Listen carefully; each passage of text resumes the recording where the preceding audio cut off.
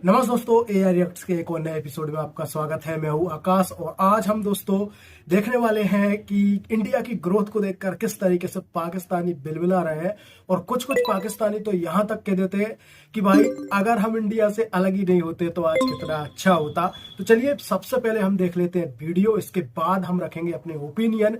तो चलिए बिना देरी किए वीडियो स्टार्ट करते हैं। वालेकुम अस्सलाम। आपका नाम? ज़ारा। ज़ारा क्या करती हो? मैं बीएस कर रही हूँ पंजाबी यूनिवर्सिटी से। बिल्कुल सही। ज़ारा सवाल बेसिकली मेरा ये है कि अफगानिस्तान के तालिबान गवर्नमेंट ने एक थ्रेट दिया है, उनके हमला पाकिस्तान को कहा है कि जिस तरह से 71 में बांग्लादेश अलग हुआ, पार्टीशन हुई, दोबारा से ये मुकाम आ जाएगा जिस तरह की हरकतें हो रही है। क्या समझते हो उन्होंने सही कहा और उन्होंने ऐसा थ्रेट क्यों दिया पाकिस्तान को? भी ऑल ओवर द वर्ल्ड हमारी जो वो सारी हमारी जो वो है रिस्पेक्ट है वो अफगानिस्तान की वजह से ख़राब है, क्योंकि जितने भी वहाँ टेररिस्ट हैं वो पाकिस्तान से वो लोग कहते हैं कि करके जा रहे हैं, जिसकी वजह से अफगानिस्तान की वजह से हमारा अपना मुल्क भी बहुत उसमें आता है कि हाँ पाकिस्तान के लोग भी वैसे ही हैं जिस तरह अफगानिस्तान के लोग हैं। लेकिन ऐसा बिल्कुल गलत है, वो अपने मुल्क की तरफ से करते हैं, लेकिन वो हमारी पहले पार्टीशन में रहे हैं, हमारे साथ रहे हैं, जिसकी वजह से वो कहते हैं ये लोग भी वैसे हैं। लेकिन वो अलग अलग बात है, वो अपने मुल्क से जाते हैं, हम अपने मुल्क से जाते हैं, उनकी वजह से हमारा अपना भी ख़राब ही होता है कि हाँ जी सारी मुल्क के सामने हमारा दुनिया का इमेज इस तरह से ख़राब है क्योंकि वो हमारे साथ रहते थे, वो कहते हैं जी अभी भी वो वैसे ही हैं जिस तरह पहले थे। अफगानियों को हम कहते हैं कि वो दहशतगर्दी पाकिस्तान में फैला रहे हैं, लेकिन ऐसा कभी भी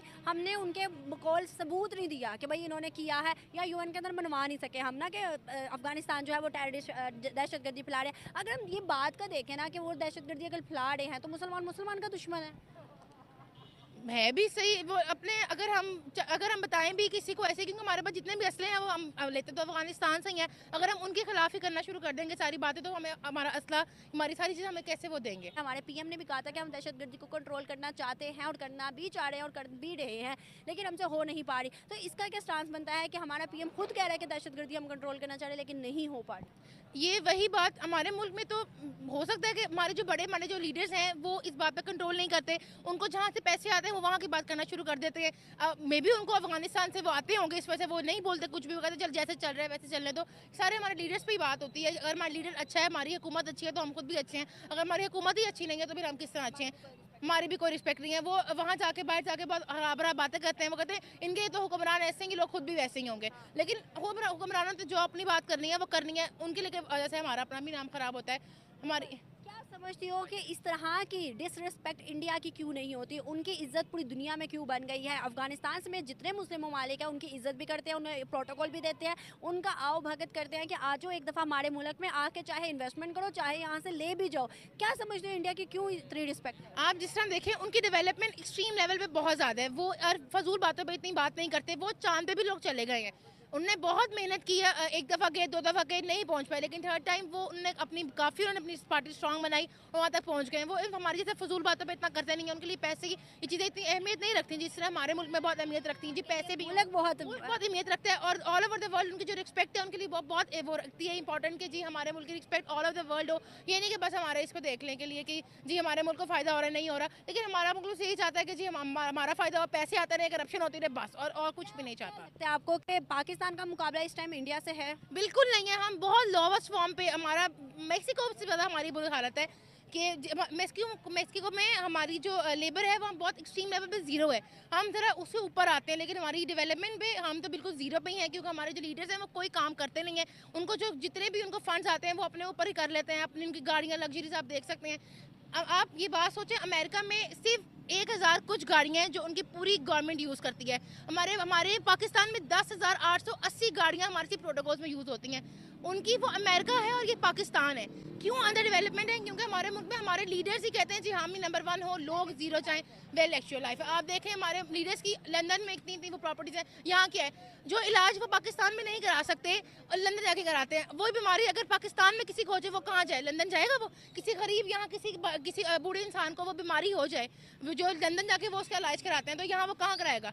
मर ही जाएगा ना। तो उनको चाहिए कि वो वाली बीमारियाँ जो वहाँ इलाज वहाँ जाके कराते हैं उसका इलाज यहाँ हमारे मुल्क में भी हो, ताकि वो लोग यहाँ इलाज कराएं। यहाँ से पाकिस्तानी बहुत ज़्यादा मतलब मेजोरिटी में बहुत ज़्यादा जो बीमार हो जाए या किडनी ट्रांसप्लांट या ऐसे कोई मसला मसाला आता है तो वो इंडिया मूव करते हैं, इंडिया जाते हैं और वहाँ पे वीज़ा भी लग जाता है अगर मेडिकल का हो तो इंडिया वीज़ा भी लग जाता है। क्या समझती हो जिस तरह से यहाँ से लंदन जाने की आप बात करी हो, अगर बॉर्डर खुला हो तो ज़्यादा किराया भी नहीं लगता, बहुत बहुत करीब है, यहाँ से इजीली इंडिया जा सकते हैं, और अगर इन्वेस्टमेंट भी इंडिया किया है तो यहाँ पर भी हॉस्पिटैलिटी का बहुत अच्छा निज़ाम हो सकता है। क्या समझते हो कि दुश्मनी का एक महाज दिमाग में रखा हुआ है, इसको ख़त्म करके दोस्ती की तरफ आना चाहिए? अगर हमारा अपना मेडिकल एक्सपेक्ट देखें तो हमें ज़रूर आना चाहिए, क्योंकि अगर वहाँ हॉस्पिटल अच्छे हैं, हमारे वहाँ डॉक्टर्स अच्छे हैं, तो हमें ज़रूर जाना चाहिए। अपनी पर्सनल दुश्मनी को ज़रा ख़त्म करके ज़रा अगर मुल्क की बेहतरी हो उधर, तो लाजमी अपना कदम होना चाहिए। वहाँ के मोदी या वहाँ के जो पुरानी गवर्नमेंट थी वो तो बाहर नहीं जाते, अपने मुल्क में सब कुछ करते। सारा कुछ उनका देखे, वो कभी सुना है कि मोदी लंदन चला गया, बीमार हो गया, कुछ हो गया? अपने मुल्क में उन्होंने हर फैसिलिटी लोगों को दी हुई है। वहाँ बेशक गुर्बत है, लेकिन बड़े लोग वहाँ ठीक हैं, बड़े एक्सट्रीम लेवल पे वहाँ गुर्बत है। हमारे मुल्क की तरह ये नहीं। आप यहीं देखें, इतने लोग खाने को रात को है भूखे सोते हैं, किसकी वजह से? हमारे लीडर्स की वजह से ही है। मैं ये समझता हूँ कि अफ़गानिस्तान के जो टेररिस्ट हैं, तालिबान जो हैं, मतलब जो तालिबान है वो चाहते हैं कि सिर्फ हम अफ़गानिस्तान पे हुकूमत करें और जो पाकिस्तान को फुल लो लेवल पे ले जाएं हम। तो अफगानी चाहते हैं? जी, अफ़गानी चाहते हैं। अफगानी क्यों चाहते हैं? ये तो अब उन्हीं को ही पता क्यों चाहते हैं। अफगानिस्तान सिर्फ और सिर्फ अगर बहुत ज़्यादा इख्तलाफात रखता है वो पाकिस्तान से रखता है ज़्यादा, मतलब मुस्लिम कंट्रीज में देखें, या फिर सऊदी वगैरह भी जो हमारे से थोड़ा दूर हो रहे हैं वो भी पाकिस्तान से ही हो रहे हैं। पाकिस्तान ही क्यों? पाकिस्तान इसलिए क्योंकि हमारे लीडर ओके नहीं है। जैसे आप देख लें कि वर्ल्ड कप का मैच हुआ था पाकिस्तान अफ़गानिस्तान का, उसमें अफ़गानियों ने जब पाकिस्तान से हारे थे, जब नसीम शाह ने उनको 2 छक्के मारे थे, याद हो तो, तब भी अफ़गानियों ने स्टेडियम के अंदर बैठ के, दुबई के स्टेडियम के अंदर बैठ के कितनी तबाही मचाई थी। और जब इंडिया में हुआ था तो इंडिया का झंडा उठाया था। इंडिया का झंडा उठाया था। इंडिया के झंडे पे भी वो पुलिस वाले ने ही पाकिस्तान वो बोला था बंदे को कि आप ये पाकिस्तान का झंडा नीचे करें और नारे भी ना लगाएं। अगर पाकिस्तानी बुरा ना मनाए तो इंडिया इस टाइम आईटी में हमसे बहुत ऊपर है, क्योंकि Google, YouTube, Apple stores, Microsoft सारे देख लें, इस टाइम पाकिस्तान में कुछ भी नहीं है, इंडिया में उनके स्टोर ओपन हो गया। और सीईओज भी इंडियन, सीईओ भी इंडियंस ही हैं। पाकिस्तानी क्यों नहीं है? पाकिस्तानी बस ये है कि बस हमारे पास पैसा हो और हम बस लग्जरी लाइफ करें, और ये जो हमारे लीडर्स हैं ये बस ओके हो जाए तो पाकिस्तान भी ठीक हो जाएगा, वरना तो। क्या हिंदुस्तान के अंदर जितने भी पीएम आए हैं, जो अभी करंट पीएम है, वो सही है? करंट पीएम आप देख लें, करंट पीएम आपने कभी देखा हो मोदी जी कभी गए हो जी लंदन, अमेरिका जी मैं अपना इलाज करवाने जा रहा हूँ? हमारे लीडर जो हैं पाकिस्तान में रह के लंदन जाते हैं इलाज करवाने। मोदी ने अपने नाम का एक स्टेडियम बनाया, उस पर कितने पीपल्स बैठ सकते हैं मैच, क्रिकेट मैच के लिए। हमारे इधर कजाफी है, उधर अभी मोहसिन नकवी आया है साहब, वो कुछ करेंगे, उम्मीद है वही मैच आता है। में एक स्टेडियम है जो सबसे बड़ा पाकिस्तान का, लेकिन दुनिया में जो लिस्ट आती है उसके अंदर सबसे बड़ा स्टेडियम इंडिया का मोदी के नाम का ही है स्टेडियम सबसे तो उनके मुल्क में बड़े बड़े ब्रिज और बड़ा क्या कुछ है जो कि पूरी दुनिया में आता है, सबसे बड़ा आता है। और उसके बाद ये जो मोहसिन नकवी, मैं तो चाहता हूँ कि सेकंड बारी भी परमानेंट सीएम इसी को ही करता। देखें, सबसे पहले तो यह है कि हमें ये सोचना चाहिए कि कोई भी हमारे ऊपर सवाल उठा क्यों रहा है, क्योंकि पाकिस्तान जो है उसके पास दुनिया की छठी बड़ी जो है ना वो फ़ौज है। तो हमारे ऊपर ऐसा सवाल उठाया जाए और नाकाबिल तस्खीर हमारा दिफा हो और कोई हमें आके ये बात करे, उसकी वजह बेसिक यही है कि हमें जो है ना वो शिकस्त फास को तस्लीम करना चाहिए। अब जिस तरह से आपने देखा कि इलेक्शन की जो है वो सूरत हाल बनी, सिनेरियो बना, एक मैंडेट दिया गया और सारा कुछ, और उसके ऊपर आप चीखें चिल्लाएं और कहें कि नहीं मुझे मैंडेट मिलना चाहिए था, मैंने गवर्नमेंट में आना है, मेरी गवर्नमेंट बननी चाहिए, तो ये बड़ी गलत बात है। जब आप एक शख्स का मैंडेट तस्लीम नहीं करेंगे, जब हम खुद ही लड़ते रहेंगे, जब इधर हम उधर तुम के नारे लगेंगे, जब मेरे बाद तुम और तुम्हारे बाद मैं के नारे लगते रहेंगे, जब 2.5 साल तुम और 2.5 साल मैं के नारे लगेंगे, तो फिर हमारे लिए तो यही हालात होंगे। फिर बाहर से लोग हमें यही कहेंगे कि आप जो है वो तकसीम हो रहे हैं, क्योंकि 71 में देखें क्या हुआ था, सेम यही सिनेरियो था, यही चीज़ें थी, लेकिन हुआ यही कि उस वक़्त के लोगों ने कहा इधर हम उधर तुम, तो डेफिनेटली उधर वो चले गए, इधर हम आ गए। फिर भी हम अफगानिस्तान के ऊपर इल्ज़ाम लगा रहे हैं, हिंदुस्तान के ऊपर इल्ज़ाम लगा रहे हैं कि ये सब कुछ जो है वो हिंदुस्तान के मतलब होते हुए अफगानिस्तान से हमारे तक आ रहा है, दहशतगर्दी हिंदुस्तान फैलाता, दुश्मनी हिंदुस्तान करता, हर चीज़ में भाई हिंदुस्तान में लगा है। ऐसी क्या वजूहत है कि हिंदुस्तान के ऊपर से हमारा इल्ज़ाम हटता ही नहीं है? देखें, अगर हिंदुस्तान से हमारा इल्ज़ाम हट जाएगा तो हमारी पॉलिटिक्स ख़त्म हो जाएगी, और अगर हमारी पॉलिटिक्स ख़त्म हो जाएगी तो हम तरक्की करेंगे। तो हम कभी भी नहीं चाहते कि हम तरक्की करें। वो एक पंजाबी के शायर ने कहा था, उसकी एक गज़ल है, वो कहता है कि जी मेरा दिल किया, उर्दू में मैं आपको उसका थोड़ा सा बताता हूँ, वो कहता है जी मेरा दिल किया कि मेरा बेटा पढ़े। कहता है जब यही चीज़ मैं गाँव के चौधरी के पास लेके गया तो उसने कहा कि जी अगर तुम्हारा बेटा पढ़ गया गाँव में शऊर आएगा, गाँव में शऊर आ गया तो मेरी गाड़ी कौन धोएगा, मेरे कुत्तों को राशन कौन डालेगा, मेरे कुत्ते कौन नहलाएगा, मेरे बच्चों की गुलामी कौन करेगा। तो बात वही है कि अगर इस कौम को शऊर आ गया तो इनकी गुलामी किसने करनी है, फिर इनके जलसों में नारे कौन मारेगा। तो जब यही मेन वजह है कि ये लोग हमें शऊर आने दे ही नहीं रहे। ऐसी वजह हिंदुस्तान ने क्यों नहीं उठाई? वहाँ का मोदी जिसको हम कातिल कहते हैं, वहाँ का मोदी जिसको हम चाय वाला कहते हैं, पता नहीं क्या क्या हम उसको कहते हैं, उस मोदी ने शाउर दिया, मोटिवेशन दी, उसने पता नहीं क्या कुछ करके अपनी आवाम को उजागर किया और दुनिया में अपने मुल्क का और अपने लोगों का मुकाम बना दिया। क्यों भाई? उसकी मेन वजह यही है ना कि देखें वो अपनी कौम के लिए कुछ करना चाहते हैं, उन्होंने मुल्क के लिए कुछ किया है। मैं आपसे पूछता हूँ कि मुझे बताएं कि पाकिस्तान में कितनी ऐसी जो है ना वो इलेक्ट्रिक कार्स आपको नज़र आ रही हैं, कितनी इलेक्ट्रिक मोटरसाइकिल्स नज़र आ रही हैं कि जो आप देख के कहते हैं जी कि हमने जो है ना वो माहौल को खुशगवार बना दिया। जबकि आप देखें इंडिया टोटली, अभी सुनने में आया है कि इंडिया टोटली अब इलेक्ट्रिक के ऊपर ही जा रहा है, उन्होंने वो तैयार कर ली है, सब कुछ हो गया है। इसकी वजह यह है कि वो तरक्की पे जाते हैं और हम इल्ज़ाम लगाते हैं, और जब तक हम इल्ज़ाम लगाएंगे हम तरक्की नहीं करेंगे। हम बांग्लादेश की हमने बात की, बांग्लादेश को देख लें कि उनका डॉलर कितना है, उनके यहाँ करेंसी कितनी है और हमारे यहाँ कितनी है। अब मैं आज एक ऐड देख रहा था टीवी के ऊपर कि वहाँ पे इंडिया के अंदर उन्होंने कहा जी 10 रुपये में जो है ना वो लाइफ बॉय का साबुन मिल रहा है और हमारे यहाँ 100 का है। तो हमारे मुँह पे तमाचा नहीं है कि उनके 10 रुपये हमारे 100 के बराबर हैं।